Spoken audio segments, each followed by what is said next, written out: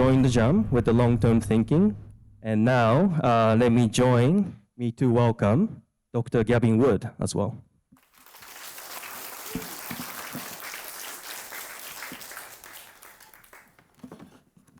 Thank you, Obi. Hello.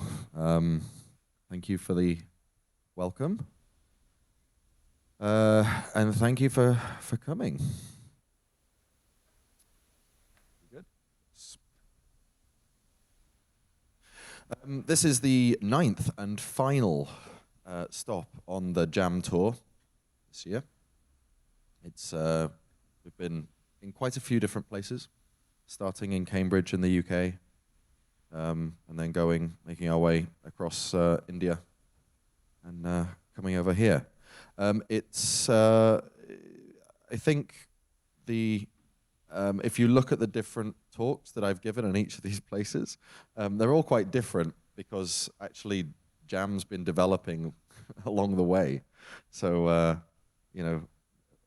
more demonstrations of Jam's ability have come to light even over the last few weeks.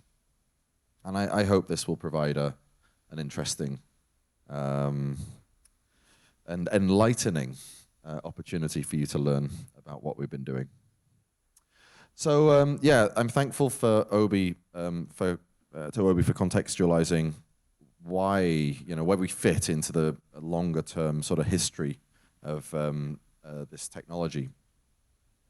And I want to continue on that path, digging a little deeper and narrowing in towards more recent technological developments. We're seeing this industry kind of go in two directions, and it's not something that I see ending anytime soon. We see some projects sort of trying to carry on the initial direction laid out, by Satoshi Nakamoto, and then also before, with a number of different projects that we could name that Obi's sort of talked about a little. And this is what I've put on the left here, the sort of long-term thinking. But we've also seen a lot of projects, probably now the vast majority in this industry, push much more short-term considerations, usually in order to, enrich their founders or their capitalizers. And we see a number of examples of this short-term thinking where it differs from the long-term thinking. So, I mean, you can read these for yourselves. I actually used this slide unaltered about 3 weeks ago before the Bybit hack. So I have blind signing on the slide. And I was sort of standing up in front of people, just like now, explaining that these short-term results may have good results for the people behind the protocols, but they don't have good results for other people, usually people using the protocols. And I'm darkly grateful to Bybit for giving me the opportunity to demonstrate in very clear terms why it's important to focus on these long-term, these hard problems. We see a lot of chains, one way or another, using these sort of short-term mechanisms, this short-term thinking. Bridges that are insecure because they use N of M multisigs that are oftentimes controlled by basically the same economic entity. Requiring huge high-powered nodes or not making available blockchain history for it to be checked. Having small validator sets, oftentimes heavily aligned, or just federated validator sets, where you have to sign a contract, a legal document to become a validator, and that legal document is with the protocol founders. Instead, we need to be thinking about the hard things. How to decentralize, but also scale. How to avoid placing centralized RPC gateways for usage of a protocol. how to build bridges between protocols that don't require us to trust a bunch of, frankly, untrustworthy individuals, or even just one. Creating sustainable token economics, or removing tokens altogether if it's possible. Now, these four concepts are not the same. The four words mean very different things, and it's sometimes some of them are a bit confused with each other. And I want to talk a little bit about them and why they're different. So, a cryptocurrency is actually kind of a couple of things. It can be considered a virtual resource. It can also be considered a use case for blockchain. Blockchain itself is a technology. It facilitates the creation of certain decentralized services or functionalities. DeFi is another vertical that's enabled by blockchain. Web3 isn't any of these. Web3 goes beyond all of these. Web3 is an approach to a broad problem. The problem of, well, we want lots of people who don't necessarily know or trust each other to be able to interact in an economically strong way. So there's a lot of ways of trying to explain what Web3 is. But one of the ways that I think is resonating at the moment, we can call it resilient public digital infrastructure. It's a platform for this, or the basis of this, or an approach, a technological approach in order to develop this. Now, the key point here is resilient. The difference between Web3 and Web2, or indeed Web3 and pretty much anything that has gone before, is that Web3 technologies are resilient. They are not fragile. In some cases, Web3 technologies might even be anti-fragile, where they actually grow stronger by virtue of greater chaos and diversity within their network. And it's not about being resilient against a specific subset of potential threats. It's about being resilient, period. Even resilient against the things, the threats, that we don't yet understand or know about. And this makes it hard. Web3 is hard. It's harder than Web2.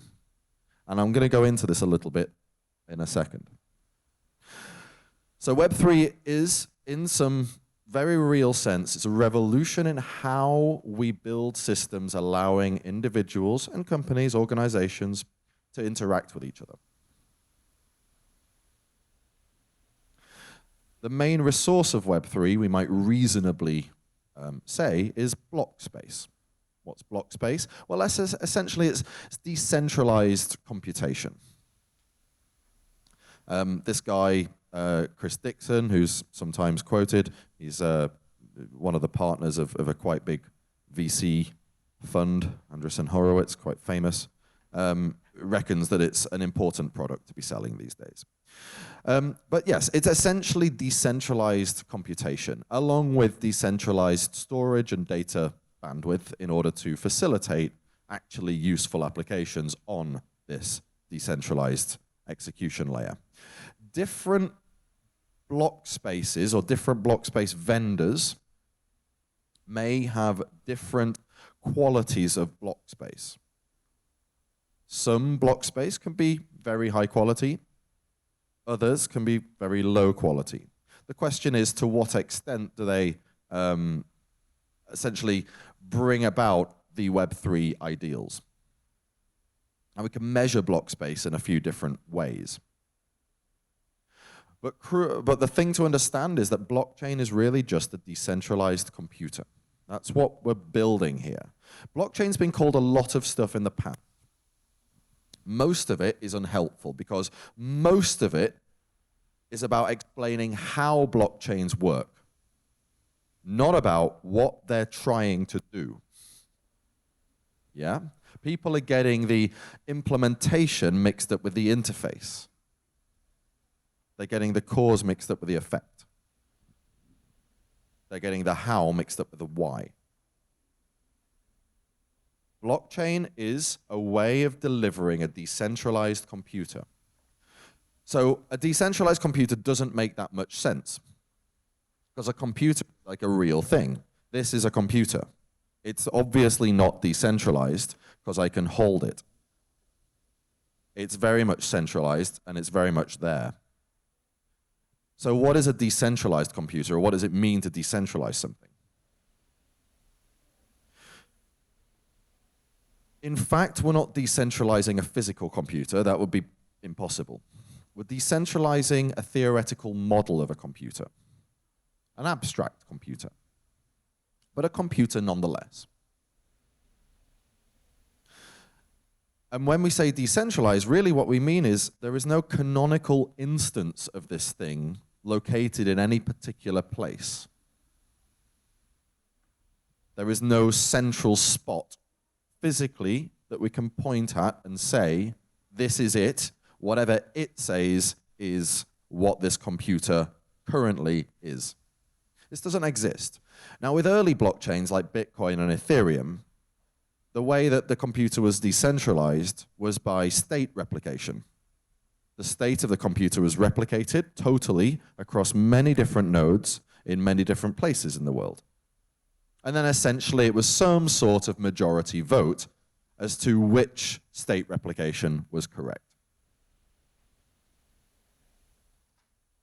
With later blockchain designs, of which I know at least, well, I know only really one for sure, actually, that this is the case with, Polkadot. This decentralization was not merely state replication, but also distribution of workload. Computers became more complicated, decentralized ones anyway. But at the end of the day, it's what we're trying to deliver. A blockchain, calling a blockchain something like a distributed ledger or a hash-linked list or a Merkleized data structure, none of this is helpful for understanding what a blockchain is. It might be a bit helpful for understanding how a blockchain works, but what a blockchain is a computer. And we want to make this computer be as fast and as general as possible. Now we can look to history for other examples of how computers and the technology behind computers has evolved. History often has a habit of repeating, or at least rhyming with itself. Early computers were domain-specific things, right? They were built to solve a particular problem, a problem that was sufficiently economically pressing that it was worth putting in all of this research and development to solving specifically this thing.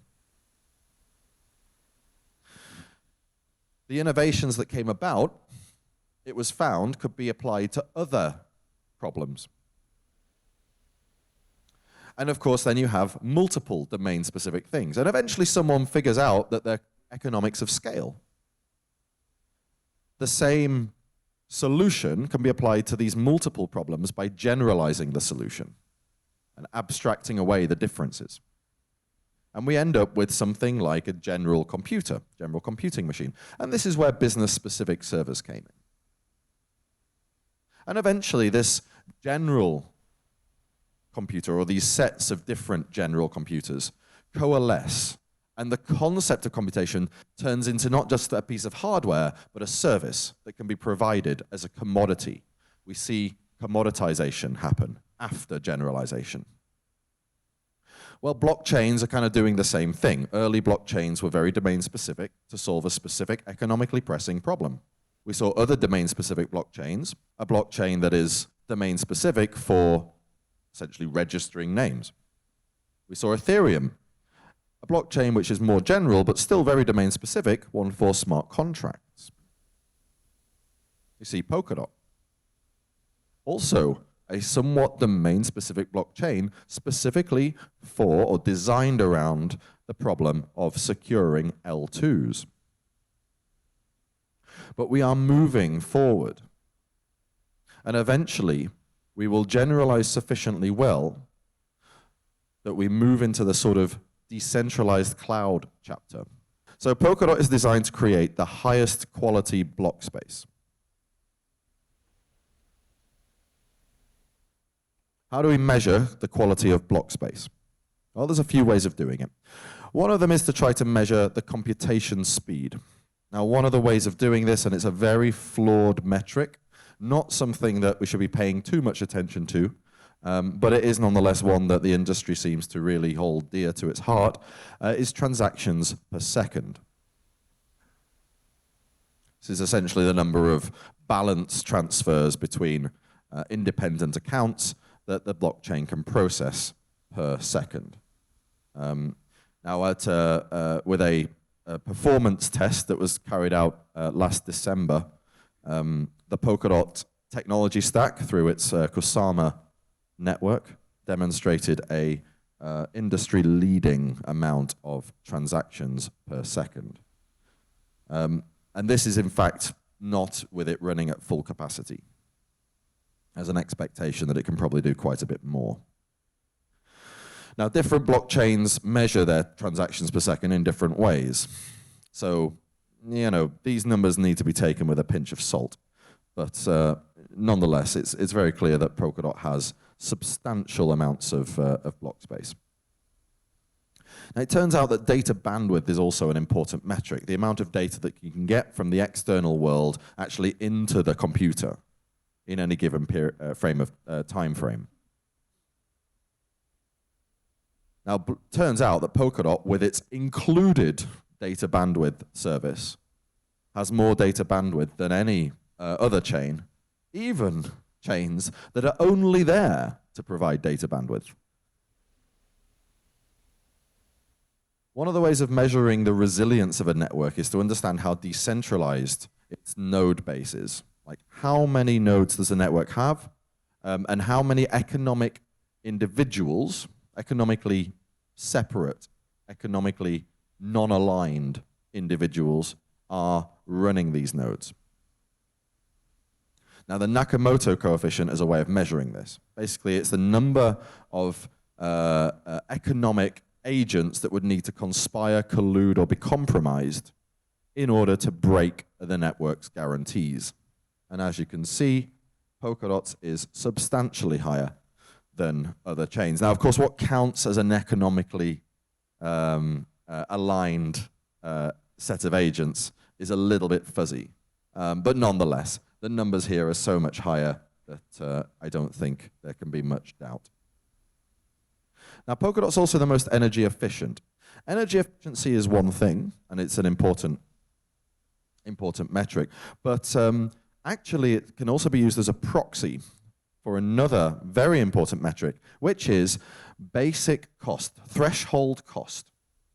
The threshold cost for processing a transaction. This is the cost not paid by the user, but paid by the network itself. The more energy the network burns to process a transaction, the higher the minimum price that it can sustainably provide transactions at. If you use something that is incredibly energy inefficient, like, for example, ZK proof generations, in order to generate security for your transactions, that is going to fix the lowest possible cost you can sustainably provide transactions at in your network to something quite high. So we can look at energy efficiency as long-term minimum price for transactions, as well as harmful, well, not inverse harm for the environment. As you can see, Polkadot is able to provide its transactive throughput at substantially less cost than other chains. There's a reason for this, and we're going to get to it very soon. So I mentioned there's a sort of march toward building a Web3 cloud. Commoditization of block space. What are the components of a Web3 cloud? I mean, it's a grand term, but what does it really mean? Well, it's kind of similar to how you would build a Web2 cloud. To build a Web2 cloud, you first have to come up with some sort of high-power server that provides commodity computation that can be sold on a market, right?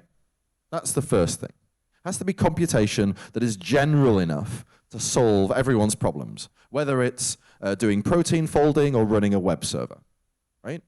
It needs to be commodity. It needs to be general enough. The second thing is that you need to be able to have more than one of these, and they need to be able to somehow compose with each other. Yeah? So you can spread your web server workload across different instances. And then you can essentially elastically scale across your multiple Web 2 servers. Well, it's kind of similar in Web 3, except we don't work with bare metal, right? Because we want to be decentralized. We want it to be resilient. We want it to always do the right thing, regardless of anyone in the world and what they might want. It should always do the correct thing. So we have to be resilient. We have to be decentralized. So our servers, rather than being physical units, like my laptop, are decentralized. They're heavy-duty, mini, like small supercomputers, and they're decentralized. And we need to ensure that there is sufficiently composable, they're sufficiently composable with each other, that we have ways of connecting them to each other and allowing them to distribute their workload across. And this is how we build a Web3 cloud. So we have to start with a high-power general computer, a sort of small supercomputer, a decentralized one, though. And that's where JAM comes in. JAM is a protocol to deliver a decentralized small supercomputer. Yeah? I say a small supercomputer. There isn't really a good word for something with JAM's amount of computation. It's more than a server, right? You wouldn't call it a server, but it's less than a supercomputer. So it's kind of like maybe 4 or 5 or 10 times as much computation power as like a very high power server. But then again, like 10 or 100 times less than a supercomputer. So a small supercomputer. So JAM is a protocol. It's not a piece of software. There are pieces of software at various stages of implementing this protocol. But JAM is not software, and it's not a network. It's a protocol. It's specified as a protocol in a document called the Gray Paper. And because we specify the protocol first, and because we specify it in a formal manner, unambiguous, we say that this is a protocol-first project, not a software-first project. This is a little different to how Polkadot came about, and it's a bit more similar to how Ethereum came about. Polkadot came about, to a large extent, as a software-first project. We coded Polkadot up, and then kind of afterwards tried to formally describe it in a sort of Polkadot standards document. And this is still somewhat incomplete. I mean, it's just about complete enough to implement, but somewhat incomplete, even after several years. With JAM, we're not doing this. With JAM, we're taking the opposite approach. We describe the protocol first. This creates a more resilient technological ecosystem because there isn't a single team that has kind of all of the expertise, but rather the expertise is spread out across a number of different teams. To try and make the number of different teams that it's spread out across as high as possible, as many as possible, Web3 Foundation's offering a prize pool of 10 million DOT for teams that implement this protocol. 10 million DOT. At the moment, there's a number of other benefits to implementing the protocol as well. You get some on-chain salaries for developers that are implementing it, professional audits for the software, invitations and paid visits to international seminars, access to hardware to test the software, and access to the JAM toaster. Already 36 teams have started implementing JAM across the world, many different countries, using various different programming languages. At the moment, 15 different programming languages are being used in order to implement JAM. So what's the JAM toaster that teams have access to? Well, it's a essentially it's a model. It's a real piece of hardware that has enough computation power to simulate the entire final production decentralized JAM network. 1,023 high-end consumer nodes. In total, 16,500 AMD Threadripper 5 gigahertz cores, 32 terabytes of RAM, 16 gigabytes just in L2 cache, and an awful lot of storage that's fast. Now, why are we building this? Why don't we just use a testnet like everyone else has done? JAM is a sophisticated protocol. It is not an optimized version of Ethereum. It distributes its computation across its network. Now, the effective difference between JAM and something like Ethereum or Solana is that with these older networks, with these traditionally designed blockchains, if you run one node, you're going to get basically the same behavior as if you run 1,000 nodes, right? The main difference is that with 1,000 nodes is that the state of that one node will be replicated across all 1,000 nodes. Every time there's a new block or a new transaction in some cases, that state will be replicated across the network. And then it doesn't matter which node you ask for, you'll get the same result. Usually in these networks, any block can author, although they might have various different staking mechanisms in order to work out, in order to give some blocks more privilege than others, some nodes more privilege than others for authoring blocks. JAM is different. JAM does something very differently when you compare the output of one node with the emergent output of 1,000 nodes. Because JAM distributes the overall workload across its nodes, you can't get the same result. If you just ran one node, it wouldn't really work. The effective output of JAM is the emergent effect of running 1,000 nodes. Now this might seem like maybe it doesn't seem so important. In fact, it's very important because it has one very important consequence. When you have one piece of software and something goes wrong, if you're looking for the immediate direct effects and you're trying to debug those immediate direct effects, it's quite easy because firstly, the software, there's only one piece of software, so you attach one debugger and you're done.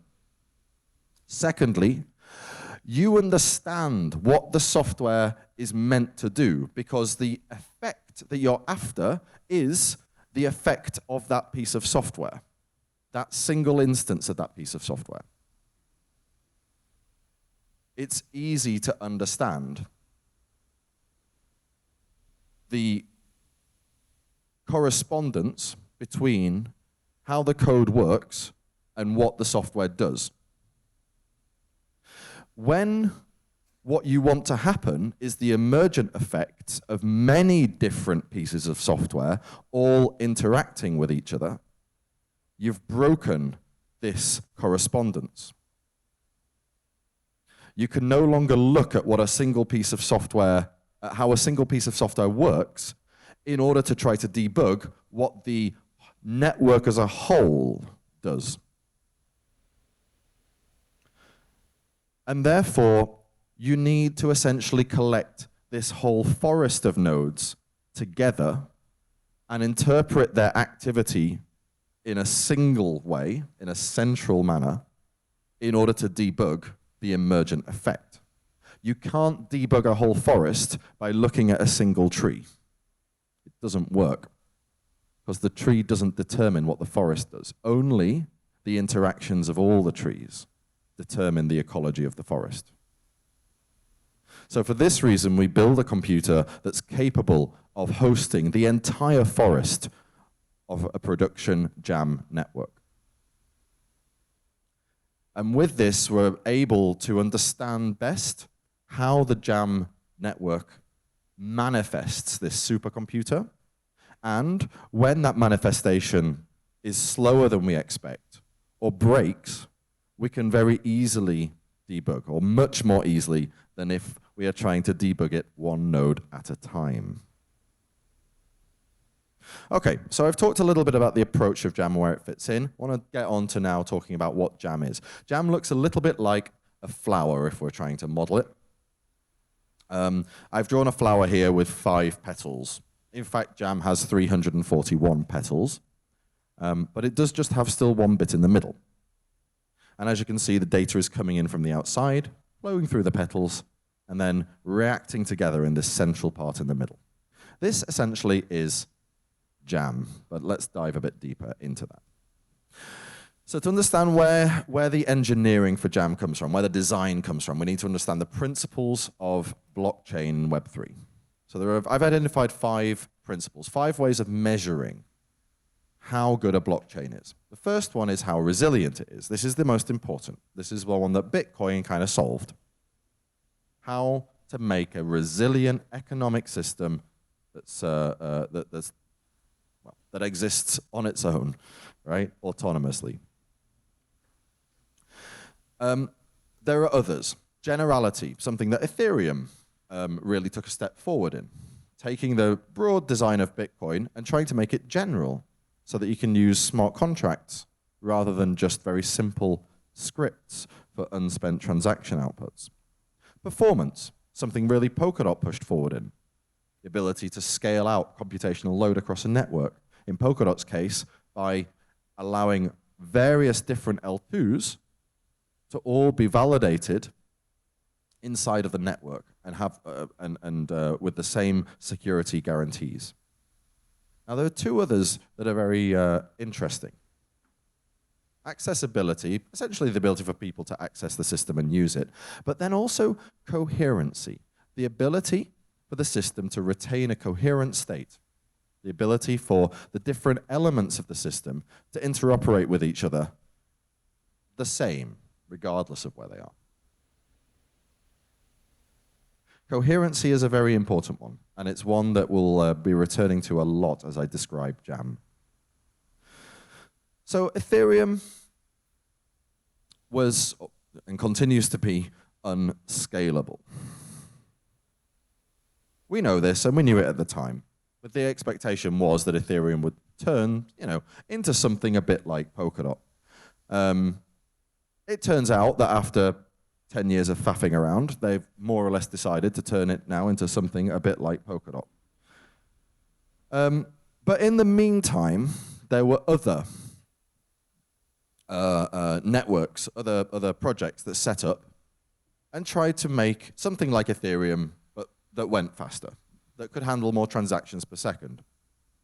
One of them was EOS, another one is Solana, right? There's a few of them around.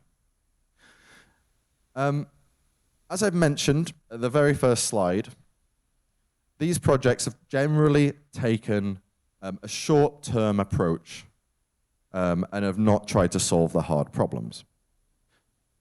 Specifically, they've taken an approach of scaling up Ethereum, not scaling out Ethereum. As we know, one must scale out, not up. The ramifications of scaling up are pretty clear. The systems become fragile, right? They rely on very niche software optimizations that oftentimes have difficult to predict effects either throughout the software itself or over the network as an emergent effect. They tend to be centralized. As you scale up node requirements, barriers to enter go up, and fewer nodes take part in the overall network. And eventually, these systems will meet a scalability limit, which is essentially the limit of how fast a single node can go, minus how fast it takes for them to replicate their state across the rest of the network. The end game for these systems is having just one node that is really, really, really fast and doesn't bother replicating at all. But of course, we already know that. It's called Google. So what other things have happened? Well, one of the approaches, and it's going back some years now, but one of the approaches that Cosmos is a very good example of, was to say, well, okay, if one chain isn't fast enough, if one chain runs out of transaction throughput, let's just add another chain. And then we can bridge those chains, and then they can sort of talk to each other. That problem with this, partly is that it's just insecure. If they don't share their security, then as you grow the network, your security will just go down as it will be divided between these chains. But another one is that by adding different chains, we end up with a persistent state partition. If two smart contracts are interacting on the same chain, it's generally very easy. But if one smart contract on one chain wants to interact with another smart contract on another chain, it becomes difficult, slow, expensive, and in Cosmos's case, deeply insecure. Also, when we roll out new networks, the barriers to entry, it's quite hard to roll out a new network. The barriers to entry become higher if we require the network to expand only through introducing new networks, new blockchains. So another piece of work that's been done is Ethereum with L2 rollups. This was sort of up until a month ago, Ethereum's scaling strategy. It's been de-emphasized in the last month or so in favor of what's called native rollups, which is quite similar to what Polkadot is, it would seem. The problem with having L2 rollups is that it's patchy. It's different L2 rollups do different things in different ways and have different facilities, functionalities, centralization biases, security guarantees, message formats, versions of EVM, precompiles. And before long, they become individual ecosystems in and of themselves. And once you join one ecosystem, we're back into persistent state partition. If you're interacting with something in the same L2 or the same ecosystem, it's a lot easier than if you're interacting with something in a different L2 or in the L1. Now, there are potential ways of trying to mitigate this, which I'll answer in due course in this talk. But the headline is, this isn't a particularly great approach. It's also, if we end up using ZK rollups, it becomes very centralizing. ZK proof generating machinery is very expensive to run, and once you've generated the first one, the second one is worthless. This turns it into a winner takes all, where the winner is always going to be the person with the fastest hardware. It's not worth running hardware if you're not the fastest hardware. We end up with a market of one participant, and this is surely not such a great thing. So Polkadot took the idea of having multiple chains, but co-secured, secured under the same security apparatus. Right? And this is really the sort of Polkadot 1, to some extent Polkadot 2. Polkadot 2 brings a couple of other things in, so it's kind of Polkadot 2, mostly Polkadot 1. And really here, we've still got some high barriers to entry. Rolling out a new blockchain isn't the easiest thing. You have to still find collator nodes. But the bigger issue is this persistent state partitioning. Again, if you're on the same parachain, it's easy to interact. If you're on different parachains, it's harder, slower, more expensive. Where does this state partitioning come from? If it's such a bad thing, why are people doing it? Well, it turns out that there is a fundamental antagonism. And this is an antagonism that goes well beyond blockchain. It's actually guaranteed as an antagonism by the laws of physics, by the very nature that there is that light has a speed, that causality has a speed. right? Essentially, as systems scale, they have to take more space. As they take more space, cause and effect, on average, takes longer between the different parts of the system. Not only does it take longer, but the variance increases. The variance of all of the different elements in the system having their cause or feeling the effect of some other element's cause goes up. Some elements are still close to each other, and their time for cause and effect is small. Other elements are much farther away, and their time for cause and effect is higher.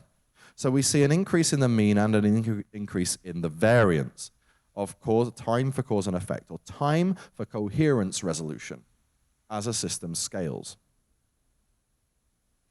This affects blockchain systems just as much as it affects everything else. CPUs have had to deal with this for a long time, and you see very interesting routing mechanisms on CPUs to ensure that electrical signals arrive at roughly the same time. Paths that could be shorter are intentionally elongated.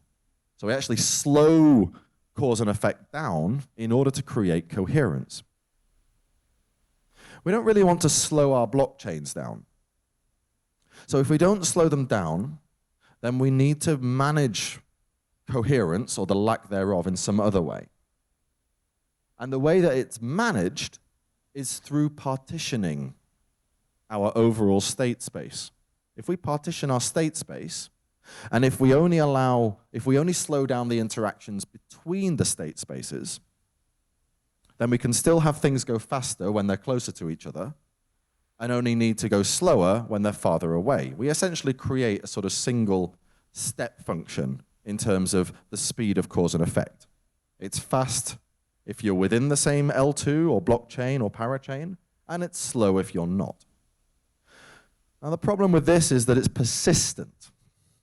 You have to choose which chain you're on when you deploy your software. Once you're in one chain, it's fast to interact within that chain, but it's slow to interact anywhere else.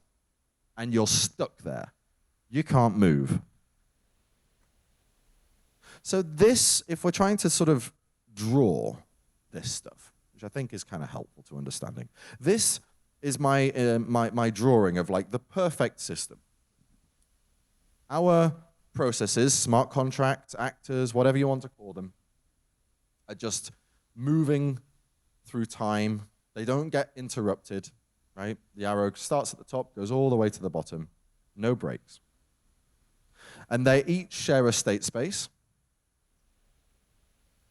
and therefore can interact with each other or atomically compose whenever they want.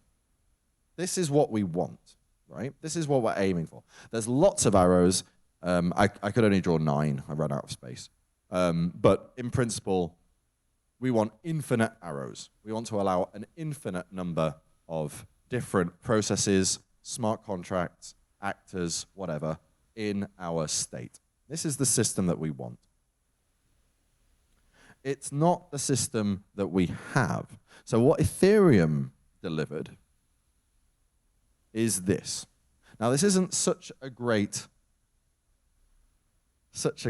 approximation. It's quite a lot different. Why is it different? Well, let's have a look. Firstly, the arrows are broken, right? They stop and then start again, indicating that Ethereum can only process computation within a single transaction. Between transactions, the working state is cleared. Yeah? Second thing is, there's only one arrow going at once. Yeah? One smart contract executes, and then another smart contract executes, and then another smart contract executes. Yeah? We don't process things in parallel like we do in here. Third thing is, there's a lot of space where it's not doing anything. Right? This is very much where a lot of Ethereum's inefficiency comes from, but certainly not all. Ethereum spends about maybe 14 seconds in every 15 not doing anything at best. At worst, this might be close to 14.9 seconds in every 15 not doing anything, not processing transactions. Why? Well, because we wanted to introduce conservative limits to ensure that nodes that happen to be in very well-connected data centers or close to the most recent authored block wouldn't have a gross advantage. We wanted to give time for the transactions to, or the blocks to spread around the network, synchronize, even for slow nodes. And this is why this brought about that design. Now the other thing is that I've colored the arrows with a blue background rather than an orange background, and they're a bit thinner. Well, the blue background denotes the fact that these arrows only have access to a very weird machine. It's not a machine that you can run generalized software on. It doesn't have arbitrary memory access, right? Its storage access is kind of funky. And the arrows are thin because actually it's quite slow. Now we can draw this thing in the same way just by basically coalescing the arrows. It doesn't actually matter if we have several arrows, but only one of them can execute at once, or if we just have one arrow that's continually executing. It's just the difference between several arrows with small state transition functions or one arrow with a more complex amalgamated state transition function. But it's essentially the same thing. You can look at the left side there as the sort of the transactional view, and the right side is more like the block processing view. But they're doing the same thing. So for simplicity, I'm going to use this right format. So high performance synchronous networks like sort of Solana or EOS, whatever, they basically introduce a lot of optimizations to try to make this general model that Ethereum introduced go as fast as possible. Now, sometimes they are able to use multiple cores on a CPU, so I draw the arrows a bit thicker. Sometimes they're able to reduce this idle time and make the time between the block period, be closer to the amount of time spent processing transactions. But at the end of the day, when we compare the right side diagrams here, there's not that much difference. Crucially, the arrows still break between blocks, which is to say all of the working state is thrown out at the end of the block. And we still have the blue background. And we still only have one line of arrows. So Cosmos, let's take Cosmos. How would this look? Well, basically, we have multiple networks. We have multiple kind of Ethereums. So we take the Ethereum right side there, and we just have several of them. And then they can connect to each other, so we draw this bridge. But the bridge crucially goes on the outside, yeah? There isn't this shared security umbrella. So the bridge is only secured with a bilateral relationship of these state systems. In principle, it will go at the security of the weakest side of that bilateral relationship. Now, this may not be a problem if the state of the chain is specifically designed to cope with this. But if we want to just arbitrarily scale out and not think about which chains, which pieces of logic go on, then this becomes totally insecure. Decentralized here happens at the division of security. This is a problematic design. So what did Polkadot 1 do? Well, it kind of did something that we see has some similarities to the Cosmos model, but it's very crucially different in that the state, this nice thick white line, is securing all of the arrows, we don't have several of them, right? Indicating it's all sharing the same security system. They're all being validated equally by the same validator set. We also have these thin lines going down, indicating that they're actually in different states. So they are different state machines, but they are under the same security apparatus. And our bridge, therefore, happens between our sort of parachains, happens inside of this security apparatus. Our bridge is secure because they're all taking part in the same security system. This is probably not a million miles away from what Ethereum is aiming to deliver with its native rollups. Of course, there's no actual technical information that goes deep into what they're actually going to deliver yet, but I suspect it will be something quite a lot like this. So what's JAM? Here is an example. This is my rendition of the JAM system, the JAM protocol. So on the left is a data lake. It's a data availability system. It's secured under the same apparatus as JAM itself, as the JAM chain. On the right there is the JAM chain, and in the middle is a new thing. It's our cores, our coprocessors.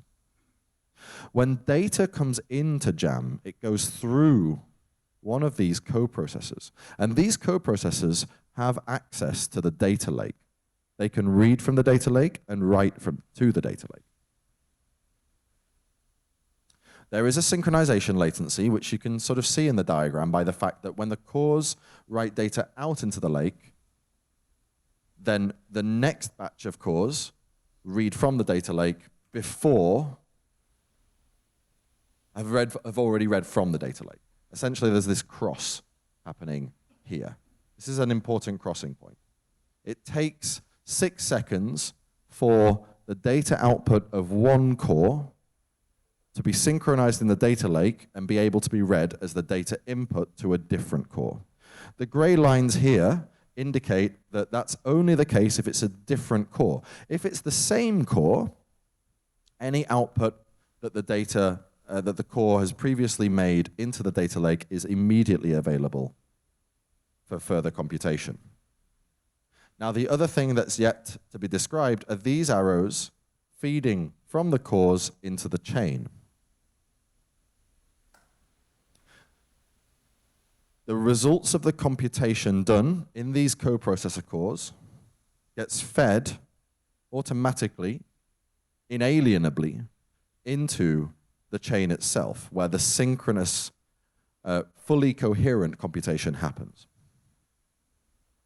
And this happens inside of a state machine, right? Also important, the middle cores are stateless.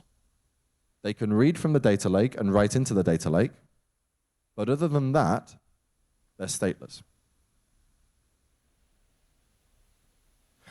So, how can we best describe JAM?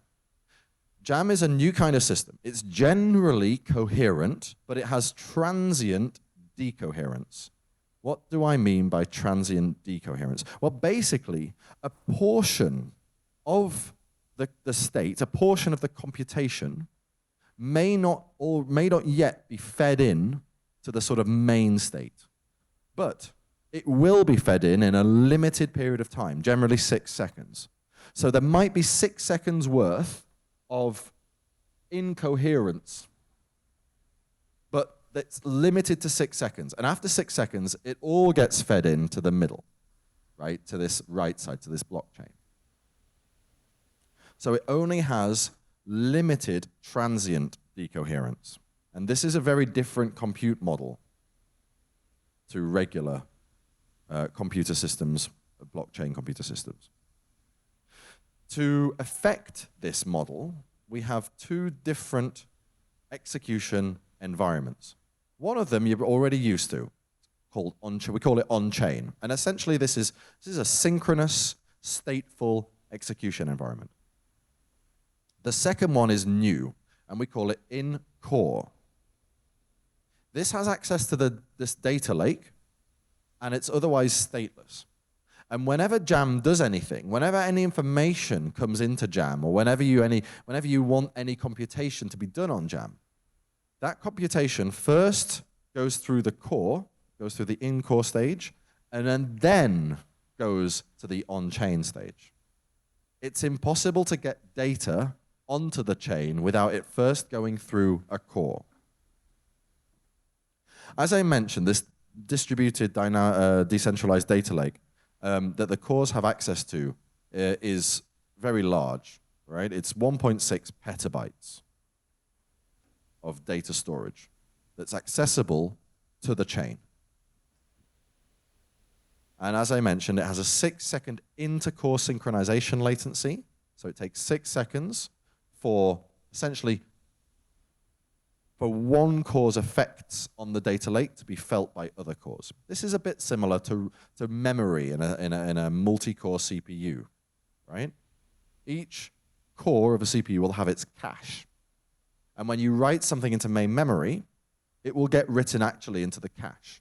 And as long as it's only that particular CPU core that cares about what's in that point in main memory, it's fine, and it will only just it'll just read it from the cache, and it'll be very fast. But as soon as another CPU core wants to know what's in that part of memory, then the cache must be flushed to main memory, and then main memory must be placed in the cache of the new CPU core.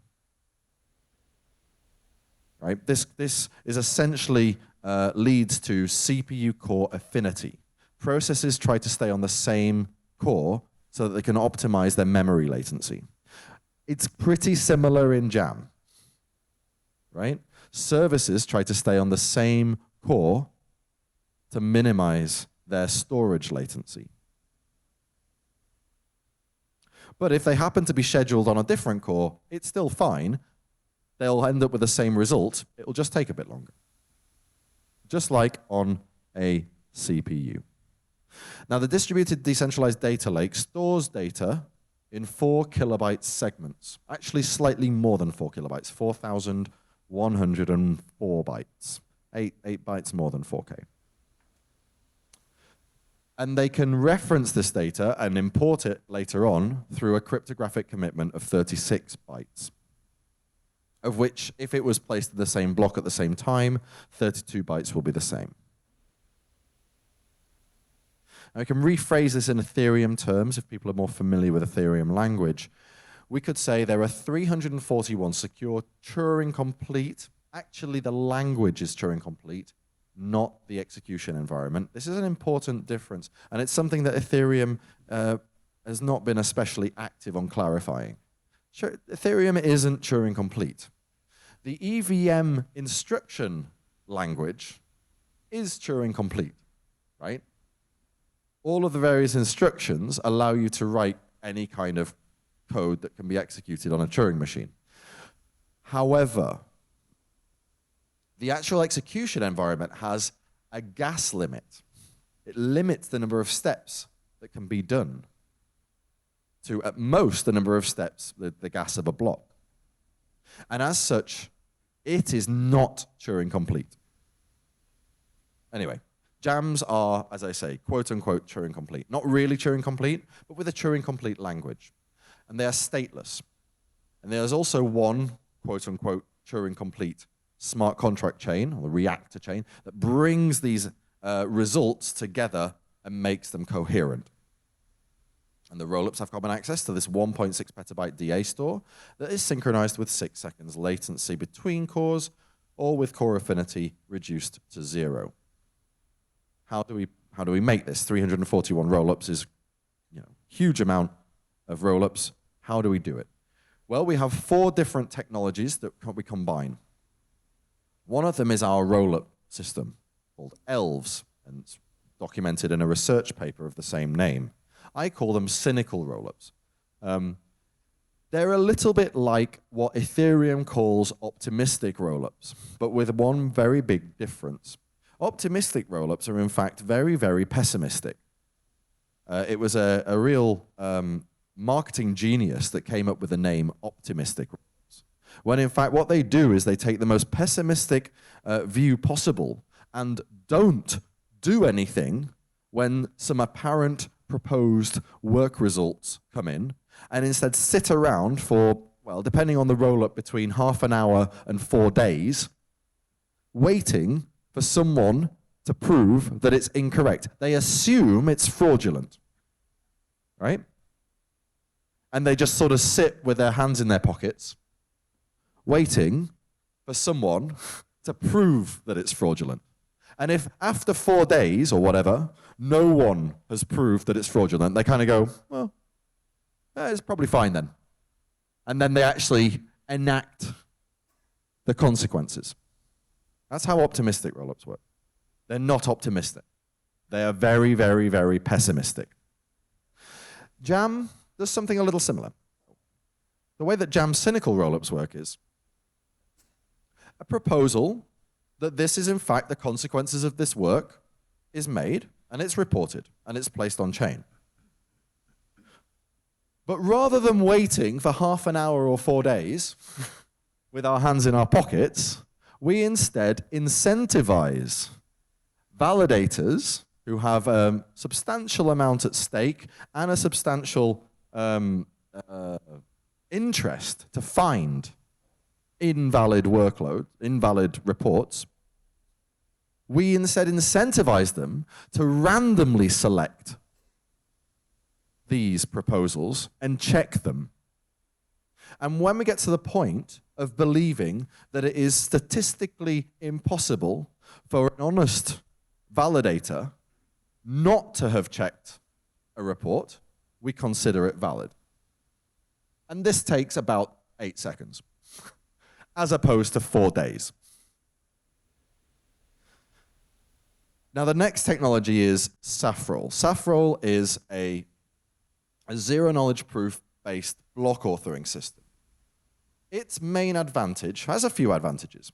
One of them is that it produces blocks with a fixed block period, every 6 seconds in JAM's case. The second one is that it doesn't have forks. Generally, if a validator is offline and then comes back online and doesn't synchronize properly or whatever, there could potentially, very occasionally, be a fork. It's not securely fork-free, but it is, in general operation, fork-free. The third thing is that you don't know who the block author is until they authored a block. This is protected by the zero-knowledge proof.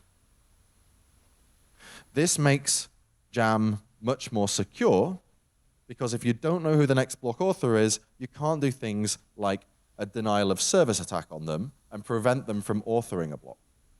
And some attacks rely on the network becoming dormant for a period of time, sometimes only a very small period of time. Other networks disregard this. And again, this falls into that short-sighted versus long-term difference. The next one is Grandpa. Grandpa is already active on the Polkadot network, and it delivers adaptive and near-instant finality. So the problem with having instant finality, like Cosmos's Tendermint, is that you tie together block production with block finality. Now, block production is an order n problem, right? It results in order n network traffic. Basically, one node has to send the block out to all the other nodes that it thinks are interested in it. Yeah? As the network grows, it has to send it out to more nodes, but that's all. Yeah? To reach finality, at least with the Tendermint algorithm, but actually with most sensible PBFT-based finality algorithms, it's order n squared. Every node on the network must communicate with every other node on the network. And actually, they generally do 2 or 3 rounds in order to eventually work out what a consensus opinion of the nodes on the network. Now, if you do this, and the network degrades, maybe because you've just added too many nodes, or maybe because the traffic is just very busy traffic. Other stuff is going on the network, and the traffic is increased. You end up potentially slowing things down. Now, if you slow things down too much, you can't finalize in time. Your block period, if your block period is ever smaller than the time to finality, and you tie together block production and finality, you're going to end up with a lot of problems. So with JAM and Polkadot, for what it's worth, we separate out the block authoring from the finality. In JAM's case, Safrole does the block authoring, order n. Grandpa does the finality, order n squared. But actually, Grandpa isn't just order n squared. Grandpa is better than order n squared. Grandpa is order n squared divided by L, where L is the latency. And what Grandpa is able to do, just by virtue of how the algorithm works, is automatically make L optimal. So Grandpa will automatically increase its latency of finality as the network degrades. And if the network improves, L will reduce. If the network degrades, L will increase. And this isn't like some dynamic system where it's constantly trying to work out the optimal value for L. It's just, that's how Grandpa works. It will always finalize the most recent block that 2/3 of nodes believe is the best. Finally, we introduce PVM. Now, PVM is a very interesting piece of technology developed in-house in Parity,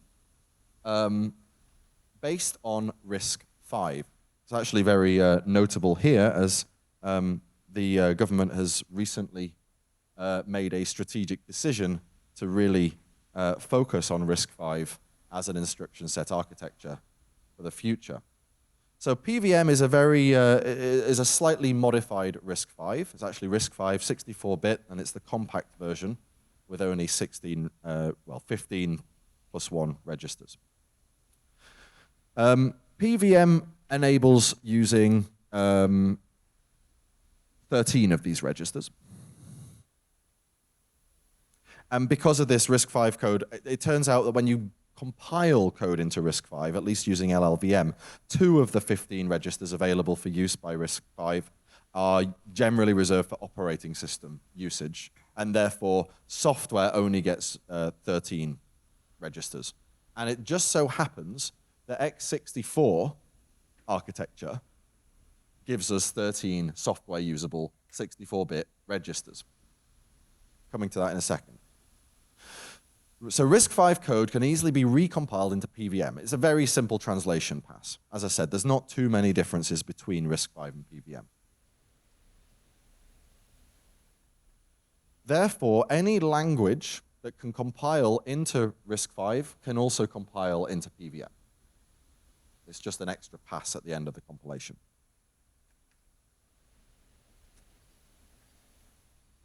PVM, like RISC-V, is a 64-bit, well, like RISC-V 64, is a 64-bit register architecture with 32-bit addressable memory in 4 kilobyte pages.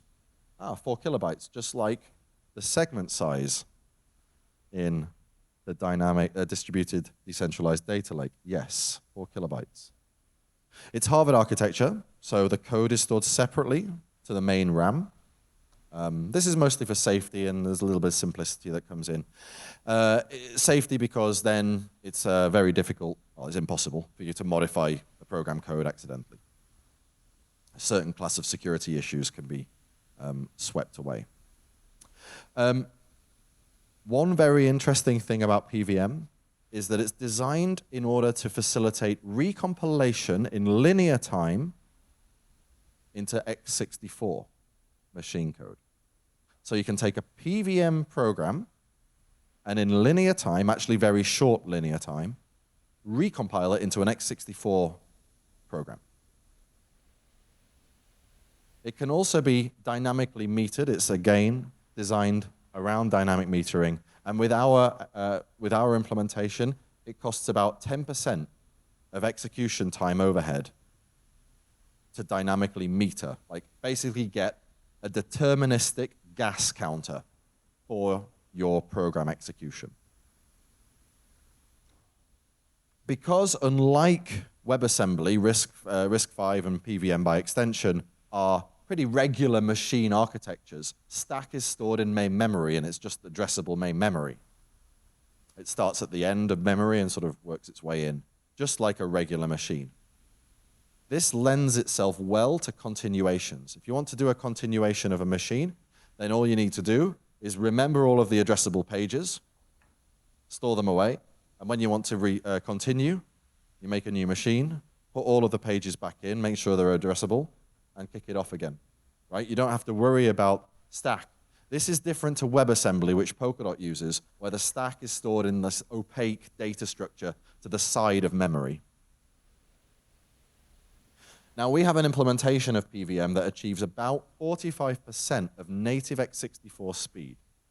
Yeah, it goes about half as fast as if you take the same software and just compile it to native. Yeah, that's a big deal. And this includes gas metering. It also includes recompilation time.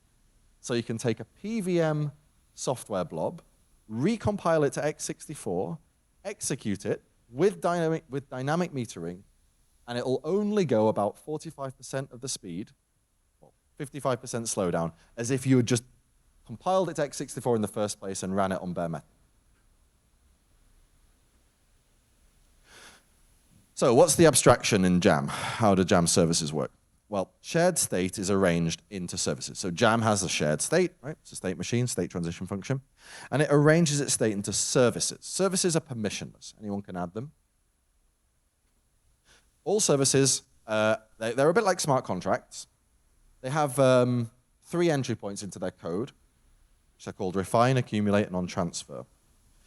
Now, computation here is staged, it's pipelined, and it's distributed. This is different to smart contracts, which have a single entry point, and the computation is not staged, because there's only one entry point. They're not pipelined, because there's only one thing that happens at once, and they're not distributed for the same reason.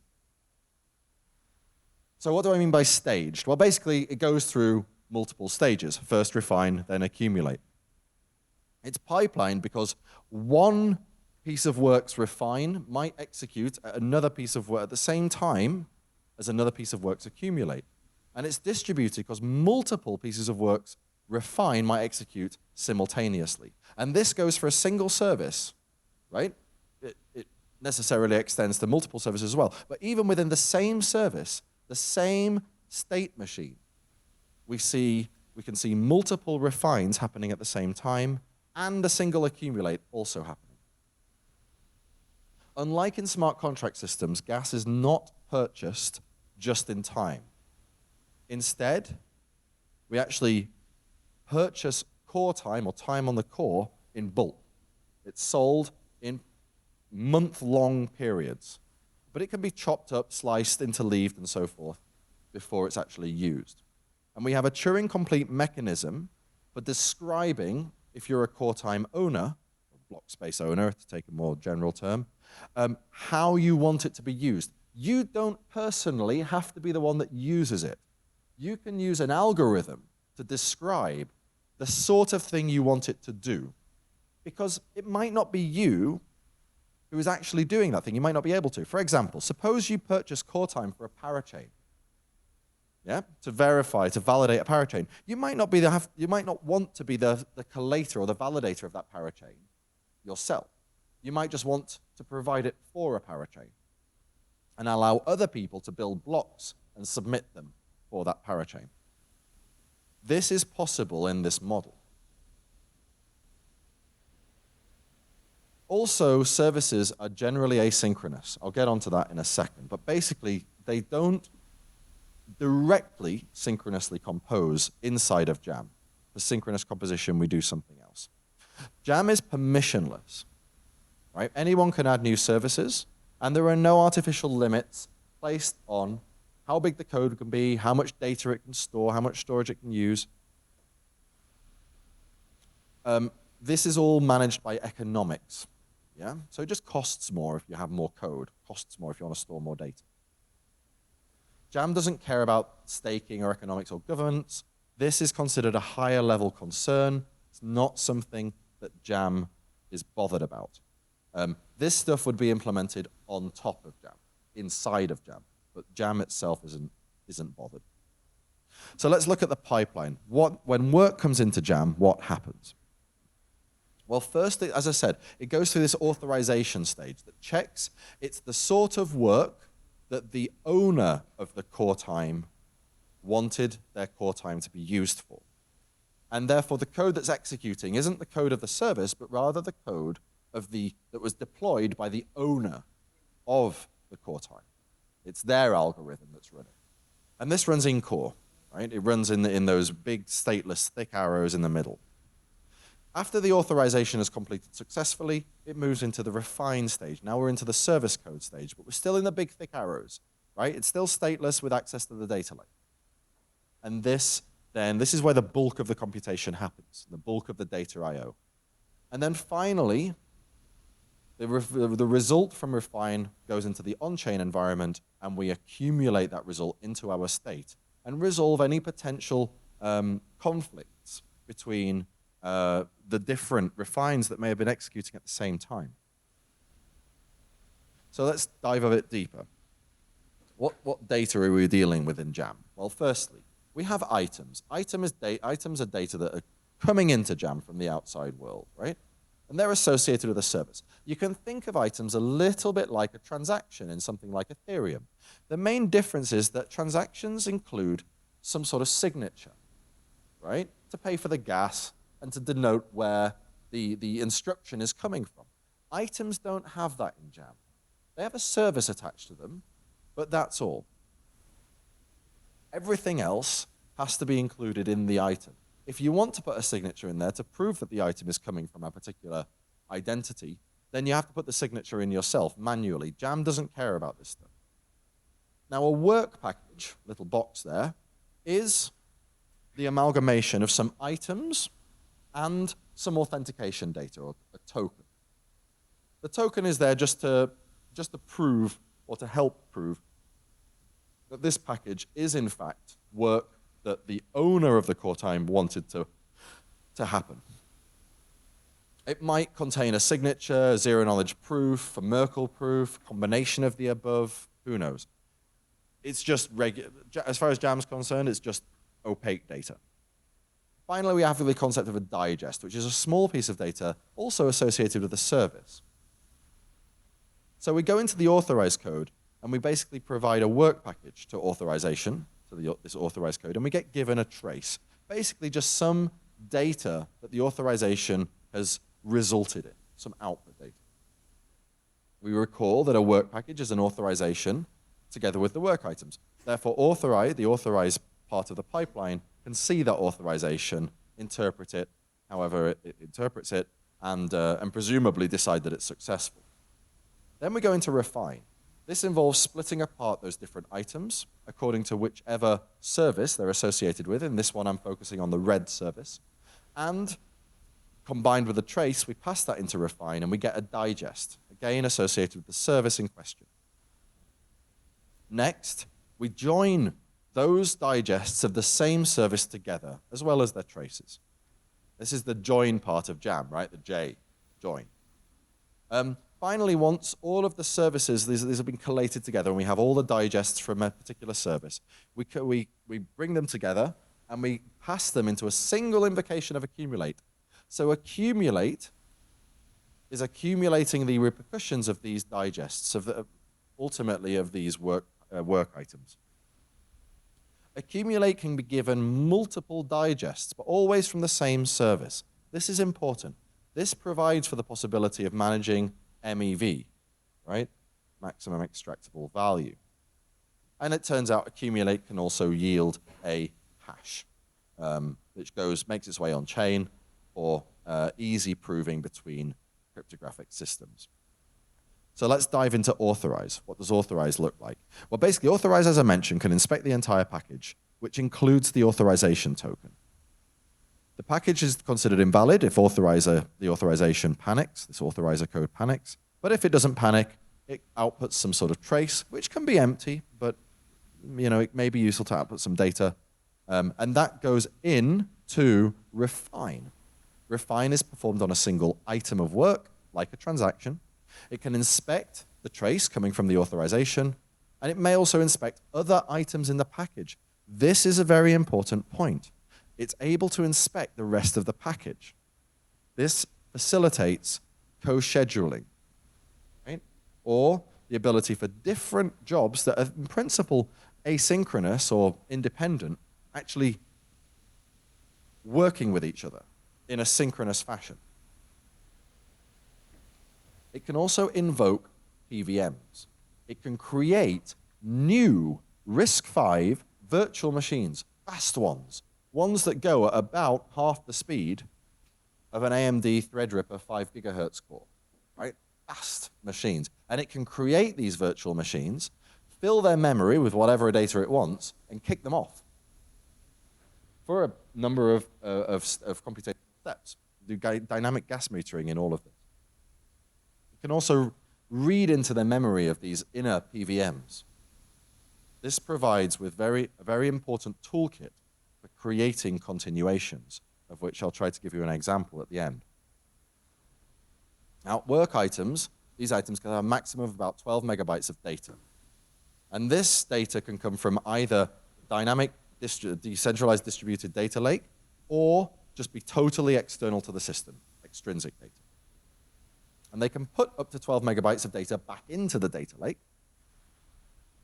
They can also execute for up to 5 seconds, roughly, of PVM gas. And this 5 seconds, if we want it in sort of native x64 time, we're probably looking at, I say, around 40 to 45% of native x64 time, so maybe around 2 to 2.5 seconds of native x64 computation in every 6. And items yield up to 48 kilobytes for their digest, which feeds into the accumulate portion of the pipeline, which gets performed on one or more digests of a service. Now, the accumulate part of the pipeline can still inspect all of those traces. This is very important for security. And they can execute for up to 10 milliseconds of PVM gas per digest. Now, 10 milliseconds doesn't sound like a lot when we compare it to 5 seconds over here. 10 milliseconds in blockchain terms is still actually a huge amount.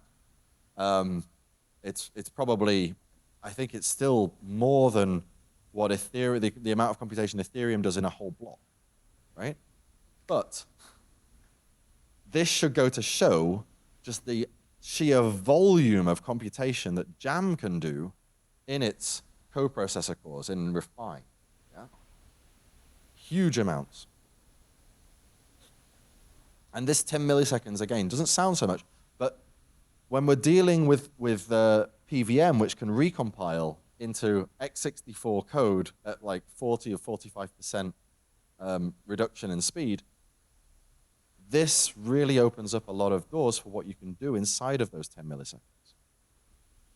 Within Accumulate, we can do all the stateful things like transfer funds, alter our services state, look at other services state, create new services, upgrade code, as well as a bunch of other things. But as I mentioned before, services are asynchronous generally, which means any transfers made are executed after all of the accumulation is finished, right? And any foreign state is read before, as though no accumulation processing had started. You can sort of read other services as they were before anything happened, and you transfer to other services knowing that the transfer will be processed after accumulate is finished. Right, before I get into Core VM, I would like to give a little demo of this stuff while it's sort of fresh in your heads. Let's have a look. Here we are. So this is a JAM REPL. So this is our implementation of PokerJam, and it's a little, sort of console. Probably have to compile a little bit first. While it's compiling, let me show you a bit of code. So there's 2 pieces of code that I want to show you. One of them is the null authorizer. And this is what it looks like to make an authorizer. I talked about this. This is the code that when you purchase core time or time on a JAM core, you write in order to describe what sort of work you want that core to be used for.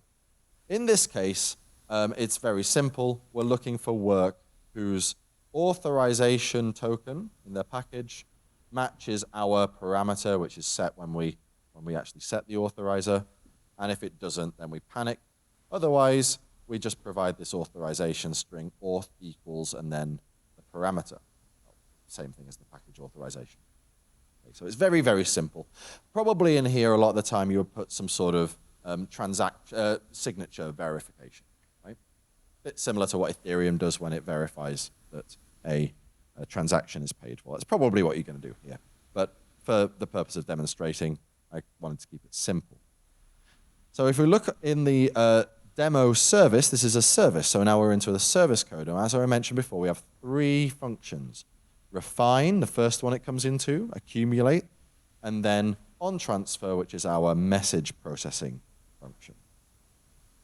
So refine, what's refine doing? Well, it's going to grab our authorization trace, It's going to print a little debug message, then it's going to format a new message with just this payload and auth output. So very simple stuff, basically just making a message. We're going to export that message into our data lake and then pass these other things into accumulate. So if we go into accumulate, remember it processes many different items potentially. For each item, we're going to decode these three things, so we get back each of these data. We're going to make ourselves a little info message, which describes where in the data lake it is. Remember I said for the data lake, data sits at a 36-byte location descriptor, a 36-byte cryptographic commitment. Well, for the first 32 bytes are this root, which we know about in accumulate, and the last 4 bytes are the identity, which we know from the return value of export. Now with this, we'll be able to read, or we should be able to read into our data lake and fetch this data back out again. And if you remember, the data that we put in was this message here, this format string. We're also going to put the payload and the trace into storage, and the last payload and last trace. So hopefully that has compiled, there we are. So we are now in our CLI, right? And as you can see, we have one service at location 0. This is the bootstrap service. Now the JAM doesn't do anything on its own. If you start a totally blank Ethereum chain, you will still be able to create a smart contract on it. Why? Well, Ethereum includes this transaction mechanism that allows you to send transactions into Ethereum. And one type of transaction you can send is like the kind of create smart contract transaction, where you leave the destination address zeros. Yeah, the destination address is zeros. It will create a smart contract. It's a bit dirty, really. In reality, there should probably have been a pre-compile for this. It would have been a bit cleaner. But anyway, it is what it is. So JAM doesn't have this weird wart. Instead, if you start a just totally clear JAM chain, it's going to be useless. Right? It won't do anything. JAM is like a computer. If you start a computer without literally any software, it won't do anything. Computers will need at least a little bit of software to tell the computer how to load the bit of software that you actually want. Yeah? We call this bit of software usually the BIOS or the bootstrap system, yeah? Bootloader. JAM is the same. JAM needs a bootloader because it's a lot more like a decentralized computer than anything thus far in blockchain. And so we introduced this service into JAM, the Bootstrap service. Now, the Bootstrap service provides a number of different sort of pieces of functionality. If we type help, we can see all the bits of functionality that it does. So it's got like boot assign, which allows us to assign a new, well, actually, let's ignore that for the moment. We got boot create service, right? Create a new service. Boot transfer, to transfer some funds. It provides this basic amount of functionality that allow us to then use JAM and do whatever we want on JAM. So let's start by creating a new service. We can always list the number of services, by the way, or the services with PS. We can inspect a service. Let's have a quick inspect. Inspect service 0, and there it is. Tells us a little bit of information about the service. So let's deploy a new service. Let's deploy this demo service. So we do create service. You have to point it at the demo services code, which I'm going to actually demonstrate building it. It's very easy. Where are we? In here. Let's go with that. I think it's just.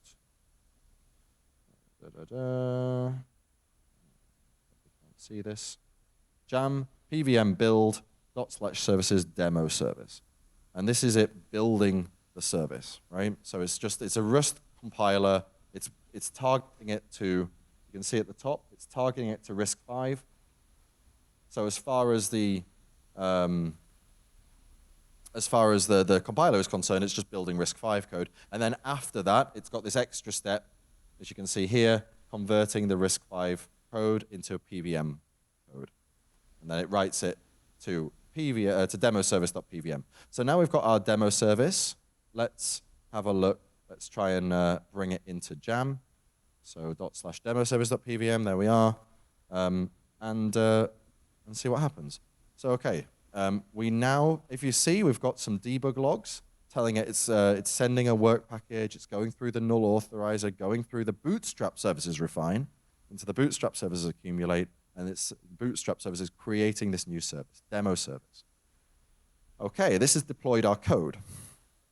Now let's see if we can do something. So let's make a work item and guarantee it. We can use this, we can use a thing called guarantee work item and send it, we need to send it some payload. So let's send it, hello, Shenzhen, and see what happens. Now then, now we see our logs and it seems to be happening okay. Got null authorizer, goes into the refine, goes into accumulate. But then, oh no, PVM halted with a trap. What's happened? Well, we've tried that. If we remember, our code stores some state in here.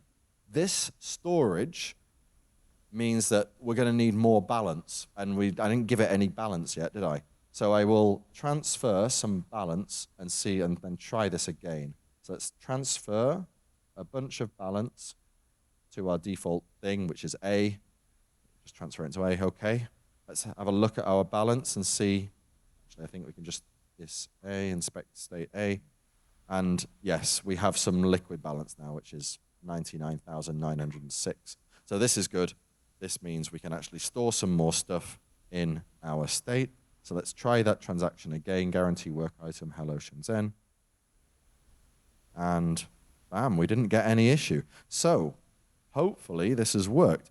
Let's have a look at our storage and just have and see if it's really worked. So we're going to read the storage of last payload. Type this in, and there we are. That's looking good. And let's read the storage of our last info. This will tell us where in our decentralized distributed data lake our little information message has been placed. And it's telling us it's been placed at this hash. We can actually, because this software knows about all the hashes that have been written, it can actually guess the ... It's just a bit easier. It makes it easier for me to copy and paste. And then let's have a look. We can read a segment from the storage with read segment. Use that address. Oh dear. It doesn't like UTF-8. Okay. Then let's, instead of reading the segment, let's just do all of this again. So we're going to make the service, guarantee, no, transfer, guarantee the work item. And now we know where it is. That's info. So we know it begins, it's in this place. Let's have a look at all of our segment trees or all of our distributed data lake. No, okay, doesn't want to do that. I think this is yeah, I was playing around with the ASCII UTF-8 encoding stuff, and I suspect this is the issue. But the one final thing I want to show is on transfer. So let's go back and have a look at our on transfer code. So when we receive a transfer into our demo code, we get this set storage call kicking off. So this again is putting something into the services storage, last TX in this case, with a message detailing the transfer. So let's see if we can find that message. For that, we will create our service again. We'll transfer it a little bit of tokens so it can actually store something, and we will have a look. Now this should actually, let's transfer it some more tokens along with a memo of hi there. All right. So let's have a look in the read storage of last TX, and we should, if this has worked, see the memo, and there it is. Transfer at block 7 from 0, that's the Bootstrap services address, to us, that's our address, of 42, that's the amount that was sent, with the memo hi there. Okay, good. I'm going to carry on now with the talk. Hopefully this will work. But I hope that's given you some idea about how this refine, accumulate stuff is working. So I want to get on to what services we see being developed for JAM. There's a few services that I think are going to be developed. JAM isn't a smart contract system. We're not going to see, or we certainly shouldn't be seeing, things that smart contracts are typically used for being developed directly on JAM. They're probably going to be developed on things, on services that sit inside of JAM. Just because this refine accumulate model, it's not an especially easy one to be writing software for. It's very, very powerful, very, very performant, but it's not the most obvious abstraction to be coding in. So what's up with it? Well, blockchain DevX in general is rubbish, right? We have, if you complete a computer science course, at least one that I'm familiar with, at the end of it, you're probably not going to know very much about blockchain development. Yeah, they'll teach you how to code. And if you look, you might get a little bit of some instruction on blockchain. But basically, it's weird. This is a weird development environment. Storage is very, very small, and it's kind of, you have to store things in strange ways, like 32-byte to 32-byte hash maps that get Merkleized. What's that about? It's got very slow execution generally, also very weird. It uses weird ISAs, weird memory layouts. The whole thing is very weird, very niche. You generally don't get much of a choice of language, right? There'll generally be one particular language that's supported for this ISA. If you're lucky, maybe a couple. Lots of pitfalls, right? You've got like, look at the DAO hack, right? No one really noticed this before it happened, and then bam. It's hard to write good software for blockchain. And then to cap it all off, your working state is destroyed after every transaction. So you can't like remember stuff except by like writing it to this weird secondary storage.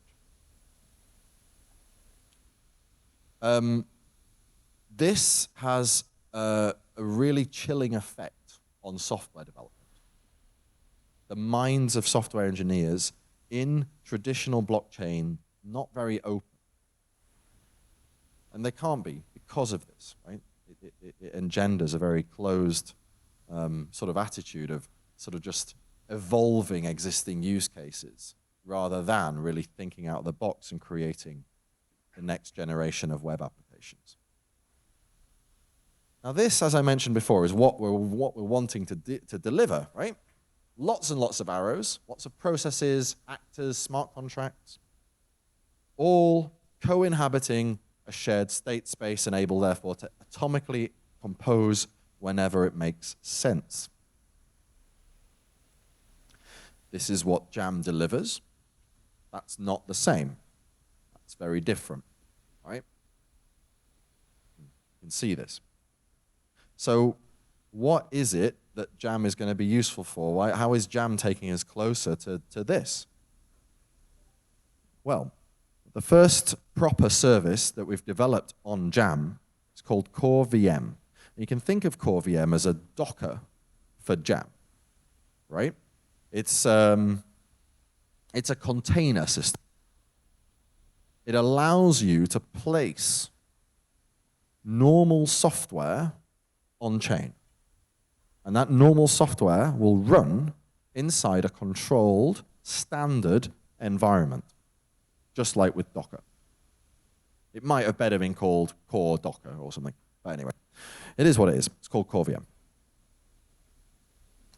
Now, what is the difference? I mean, you can obviously this looks a lot different to this, right? They're very different computational models. This looks actually quite a lot similar to this. We seem to be getting somewhere. So what are the differences? Well, there's a few differences. The first thing is that we have bars, vertical bars going down. That's the bad news. We have vertical bars going down. Things cannot easily atomically compose, right? They exist in different parts of the state. If they want to interact, they interact through asynchronous messaging. That's the little dotted lines going between them. A little bit like parachains in Polkadot. But unlike parachains in Polkadot, we have something very interesting going on. Firstly, the arrows are unbroken. They go all the way from the top to the bottom, indicating no intentional breaks in execution. Whereas block gas limits ferment a break in execution, within core VM, these processes just continue. From their point of view, there is no break between blocks. They just continue. They go on. Also, the background of the arrows, and the arrows are very thick, indicating the level of compute that core VM facilitates. Very high performance, very high throughput. But the arrow's background is orange, indicating we have effective, normal memory I/O, right? Memory is 32 bits. It's paged. It's regular. This is crucial. So this core VM creates a machine inside of JAM, a machine inside of a machine. But unlike JAM, it's not just a copy of JAM, a copy of this execution model. It's a fundamentally more regular execution model, a better execution model in some respects. It goes at near native x64 speed. As I say, maybe somewhere around 40%. It's RISC-V compatible. Any RISC-V bare metal code can be retargeted into this machine. Uses paged memory, right? Out of a 32-bit address space. It does continuous execution, no breaks. And it facilitates message passing between these things, a sort of networking, kind of LAN networking inside of the JAM cloud. So it can run normal software compiled from normal languages using normal abstractions. There's no need to learn all of this weird stuff from blockchain anymore. What you get taught in a computer science degree, in a programming course, is immediately reusable in JAM without any changes. If your program will go slow on a bare metal machine, it will go slow in JAM. If it goes fast in a bare metal machine, it will probably go fast in JAM. It won't just break. And as I say, inside of this container, we can run just regular software, normal software. I'm going to skip forward for a second because I want to talk a little bit about core play. Where this is going is to core play. Now, core play is the next iteration of core VM. It's not done yet. It's still ideation, right? It's still being designed. But core VM is a very important part, and it's, as far as JAM is concerned, the most important part because it provides core play is basically core VM plus an L2 network. So to understand where core play is coming from, we need to revisit what is it that making more chains, more parachains or more L2s or whatever, what is that meant to solve? And it's really, at the end of the day, meant to solve scaling out. It's not meant to solve specialization particularly or sovereignty particularly. It's really about scaling out. And the problem with scaling out is fragmentation. The big problem with fragmentation, of fragmenting an ecosystem, is it limits network effects, right? It limits network effects of applications, services, capital, everything. It limits use cases. It limits atomicity. Things cannot be atomically composed easily. It limits developability. It's a lot harder to develop a system that sits across an asynchronous boundary. And it forces teams into making a decision without good information on that. It forces teams to commit into a particular avenue, a particular L2, a particular sub-ecosystem, without really knowing how that will be in the future. This is just a bad consequence. We don't want fragmentation. We want this. We have this. Core play gives us this. This is much closer to what we were after. Core play is a JAM service, as I say, quite a lot like Core VM, with an L2 network attached. The L2 network is essentially a co-scheduling, co-sequencing network for Core VM. It's a smart contract operating system for JAM. And this is a lot more similar to this. The main difference between these two is that in this one, we have these partitions, these vertical lines, but they don't run top to bottom, right? They only have a limited period that they run before they reconfigure into some other set of vertical lines. And this is the fundamental innovation with core play. It does dynamic state partitioning, not persistent state partitioning. It partitions its state according to what is most sensible at the time, most advantageous at the time. So core play delivers actor-based sort of smart contracts. They're better than smart contracts because they're not limited to this transaction processing loop that smart contracts sort of naturally do. In fact, they're just a process like an actor, and they can process transactions if they want, but they can do whatever they want. It's just a computer, right? They become elastic scalable, right? The core play becomes elastic scalable across cores.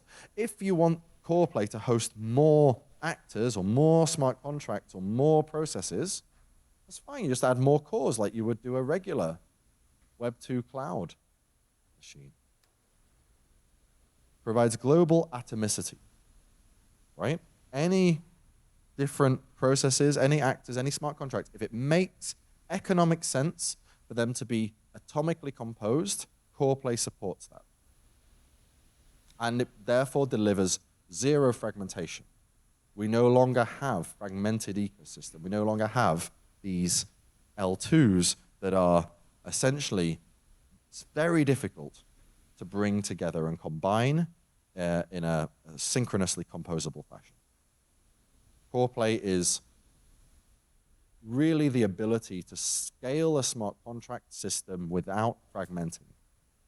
How does it work? Well, basically JAM, right?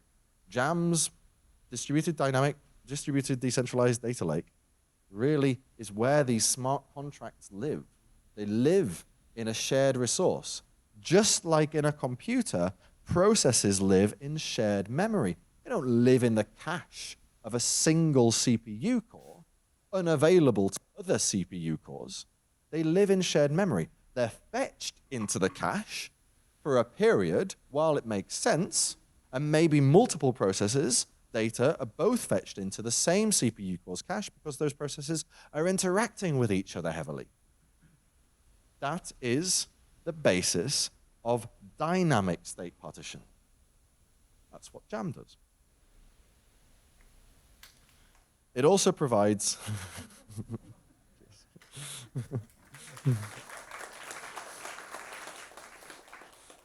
thank you. It also, that's the first time that happened. It also provides pipelining, allowing us to really squish together the synchronous part of the pipeline. Basically, blocks now execute rather than for 1 second in every 15, but rather for 3.5 seconds in every 6, right? Most of the time, JAM nodes are processing the synchronous computation. This is different. The way it actually works is another little change that we made to how I think it's the first time a blockchain has done this. Is instead of placing the posterior state root in the header and therefore requiring the block author to have done all of the execution of a block before they can publish it to the rest of the validators, We only put the prior state root in, the state root at the beginning of the transition. We then, as the block author, compute enough of the block such that we are certain it is valid. So basically, all of the input data, all the transactions, they're not called transactions, they're called extrinsics, but all of the external data, the things that might make a block invalid, we process, and we make sure the block is valid. This actually only accounts for a very small percentage of the total block execution time. We are then able to package the block and send it off, and then carry on ourselves actually processing the infallible part of the block, the rest of the block computation, at mostly the same time that the other validators are also processing this new block from us. Yeah? We are able to essentially combine different portions of the network, the whole network's pipeline at once. And of course, the PVM provides us with a huge boost, both in terms of computational throughput and the ability to make continuations, to create abstractions of machines that keep their state between blocks. So really, as I said, core play is core VM plus this dynamic state partitioning, this dynamic sort of co-scheduling, co-sequencing system. And it works basically by making these state atoms, these state machines, small. Right? The state machines are each of the processes, each of the actors, each of the smart contracts, rather than a whole blockchain with gigabytes and gigabytes of state.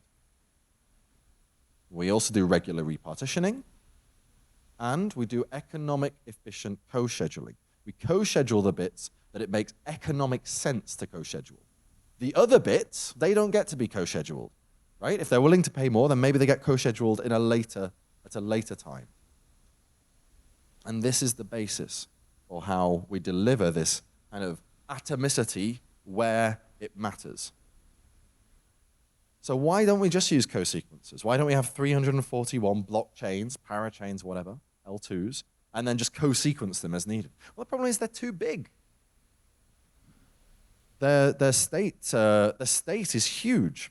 And to be able to track the opportunity for co-sequencing, track their entanglement of co-sequencing, and to create entangled blocks across chains just leads to huge costs, which, if it's bearable at all, leads to huge centralization bias.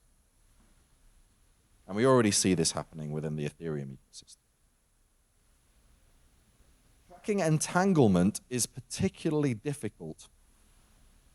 Now you have to remember, tracking entanglement, when a transaction that is, or rather two transactions, one on each of two blockchains, which are entangled.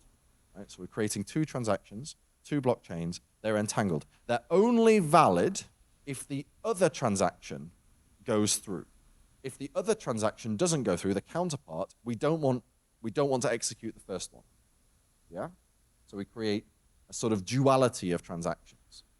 It might be for an atomic swap, say, or the use of a DEX and a flash load. Yeah?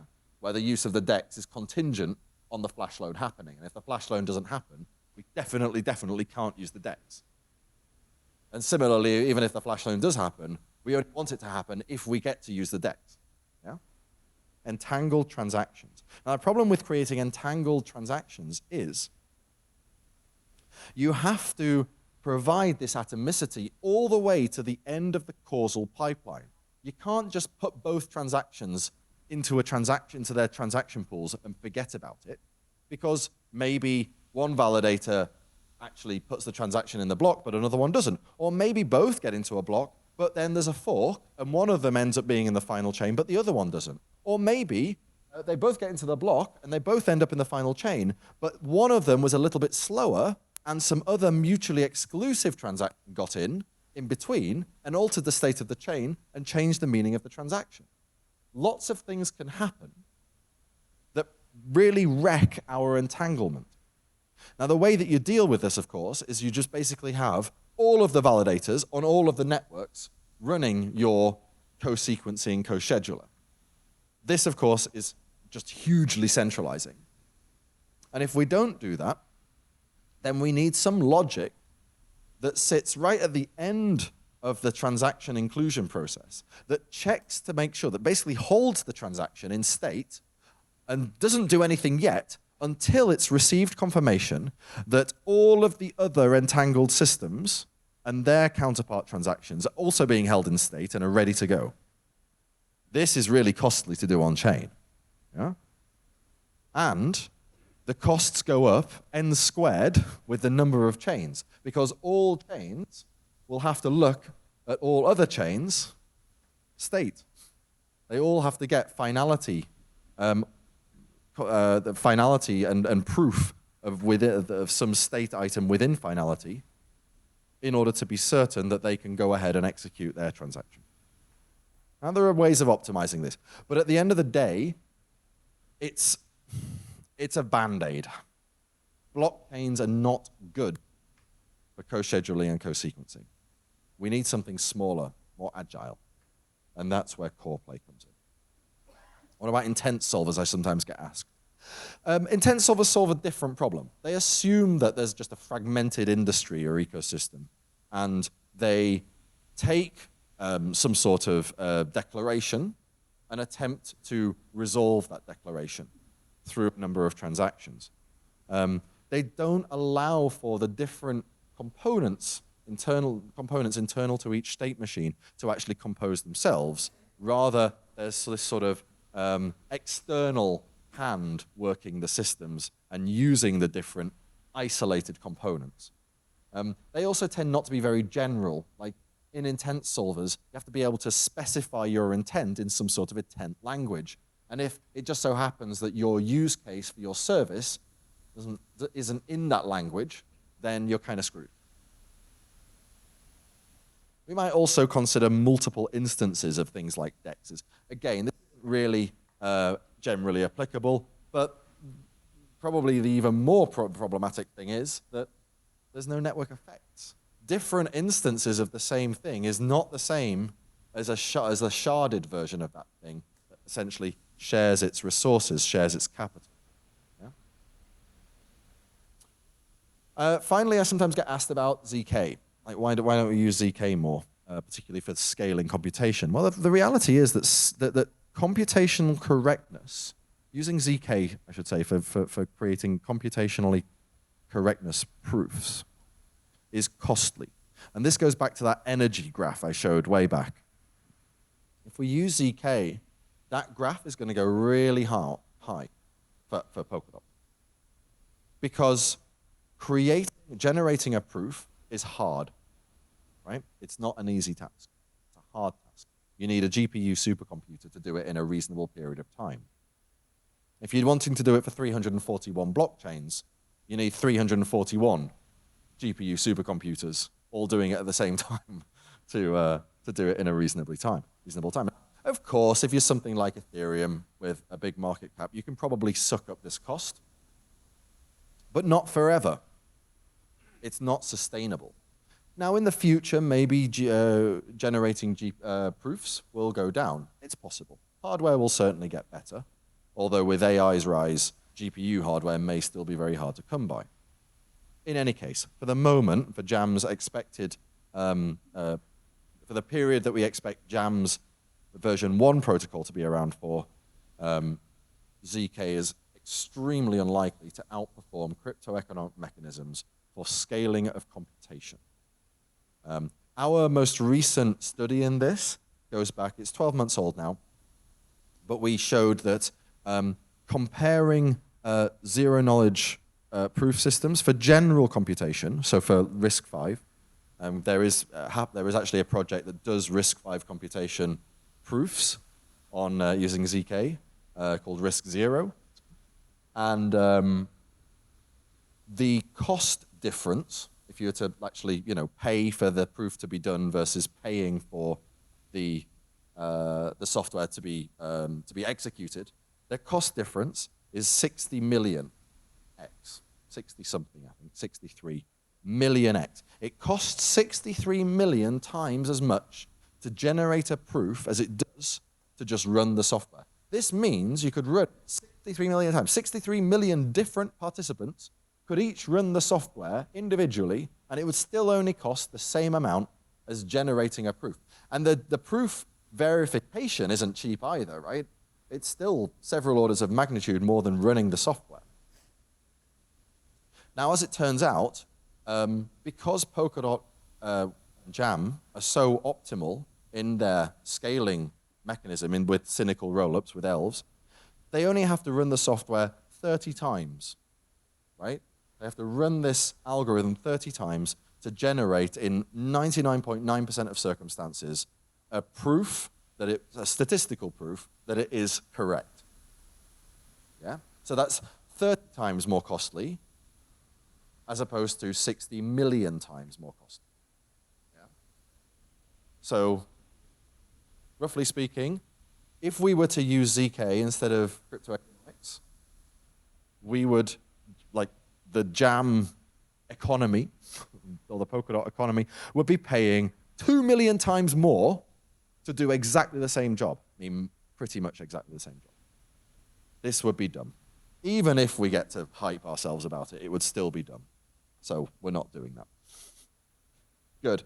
I'm going to go into a demo now, and I'm going to actually continue the bit that I skipped before. So, as I said, with Core VM, we can run regular software. And this is software that's not meant for blockchain. One of the experiments that we're doing is trying to run software that is not typically run on blockchain, like Doom. And what's going on? It's important to understand what's going on. We're not taking the code base for this game, Doom. It's released in, I think, 93, 92, something. We're not taking this code base and somehow, making it work on JAM. No. What we're doing is creating a service on JAM, Core VM, right? And we're just taking this Doom code, compiling it to PVM, which basically means compiling it to RISC-V, and then retargeting it to PVM. And we're uploading that into Core VM, into this kind of Docker instance. Yeah? And then as it runs, we're constantly fetching RAM, our previous block's RAM contents from the DA. This is in Core VM. And creating this inner instance of the PVM that looks exactly like it did at the end of the last block. And then we're just kicking it off and therefore running Doom, generating Doom frames. And then at the end of generating, 6 seconds of Doom frames, we're looking at the memory, we're pulling it all this now changed memory off, all the memory pages that have changed, and we're feeding it back into the data lake, the decentralized availability service. Now, in addition to this, we have a virtual video card, a virtual graphics card, a decentralized graphics card that's basically just a recorder, right? And it's recording all of the frames, all the graphics that are coming out of Core VM, and also putting those into the DA along with an index, so we know which one went first. We're also putting references to these frames inside of the service itself, inside of Core VM, so that a display function, basically a software monitor, like a software display, yeah, that's actually just is manifested as a window, will be able to read which frame is which, and therefore take the data out of the distributed availability system and put it in the window. And the only thing that we need on the left side is basically a sequencer, something which is able to tell Core VM which memory it needs access to. This is basically just to reduce the latency of fetching from the DA, because it takes a little while to reconstruct stuff from the DA. So we have a sequencer that's just really doing the prefetching for us. So let's have a look and see if I can make it work. Now, I used to do this little demo on on another machine, which it was a Linux laptop, which was made the recompiler easy. This is only going to be using the interpreter of PVM. So it's actually going, the PVM is running, I don't know, like 10 or 100 times slower than it should be. Thankfully, PVM is just so damn good that even in an interpreter mode, it's still fast enough. At least I hope it is anyway. So, now we have Doom. Let's have a look. I think I have my windows. So, first we're going to start a PolkaJam testnet. This is just a regular testnet. And there we are. So it's spun up 6 nodes, right? 6 jam nodes. They're just doing their thing. 6 nodes. We usually have 3 validators per core. So we actually have 2 execution cores. We only need 1 of them, but we have network has 2 anyway. The next thing I'm going to do is create a core VM service and upload Doom, the Doom code into that service. So it's basically loading Doom into a core VM sort of Docker. And tell it what, just configure its graphics card to 320 pixels by 200 pixels. And yeah, that's basically what this is doing. Let's do that. And then, yes, I need to give it an RPC. So let's see if I can find where the RPC is. This node, here we are, 64046. 4046. The final thing is the viewer. And this is the graphics. This is the sort of software video monitor that's keeping an eye on the Doom, so the core VM service, and just displaying the output of its video card, right? The frames. And they're indexed. You can see the index of the frame that it's displaying, and it's going up. It's going, I think it outputs about 30 frames a second. And you can also see the slot, or the time, the sort of timestamp, the blockchain timestamp of which block basically is delivering this bunch of frames. And that will step up every 6 seconds as a new block is used to generate more frames.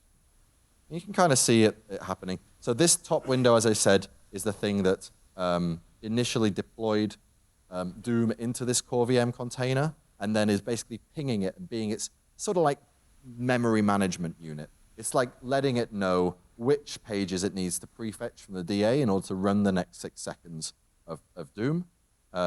This one is really just running 6 nodes. And this one at the bottom is just fetching the output from the DA by looking at the core VM service, the service that I put the hello Shenzhen in the previous demo. And now the service is actually advertising the output frames, and it's taking these output frames, well, it's taking their addresses, fetching them from the DA in real time, and then displaying them. And what you get is this. Good. I'll have to tear your eyes away, fun though it is to watch, and thank you for your attention.